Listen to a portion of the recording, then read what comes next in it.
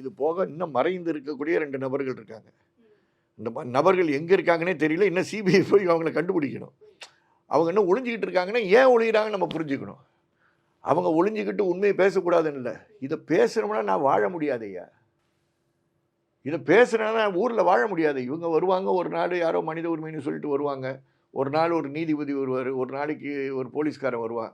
அதுக்கப்புறம் டெய்லி என் குடும்பத்து பக்கத்தில் உட்காந்துட்டு பாதுகாக்கிறது யாருன்ற பயத்தில் அவன் எங்கேயோ போயிருக்கான். இப்போ இவங்க 2 பேரையும் தேடி இவங்க போக வேண்டியது இருக்குது. ஸோ நான் சொல்கிறது இந்த 4 பேரும் மறைந்து இருக்கக்கூடிய இந்த 2 பேரும் சேர்த்து சொல்கிறேன். இவங்களுக்கு நஷ்டஈடு கொடுக்கணும். ஏன்னா தேவர் ஆல்சோ டார்ச்சர்டு. என்னைக்கு நீங்கள் ஒரு இரவு ஃபுல்லாக அந்த அருண்குமாரை வச்சு வாகனத்தில் வச்சு நீங்கள் அஜித்தை அடிக்கும் போதெல்லாம் அருண் அடிச்சிங்களே, நவீனையும் அடிச்சிங்களே, பிரவீனை அடிச்சிங்களே. பிரவீன் அடித்ததில் காது லெஃப்ட் இயர் போச்சு அவனுக்கு. he cannot hear. left ear is affected. அதாவது ஒரு ஆள் இறந்து போயிட்டாருன்றாலும் நம்ம எல்லாம் அதை நோக்கி போகிறோம். கரெக்டு. ஒரு லைஃப் போச்சுன்றது பெரிய விஷயம்.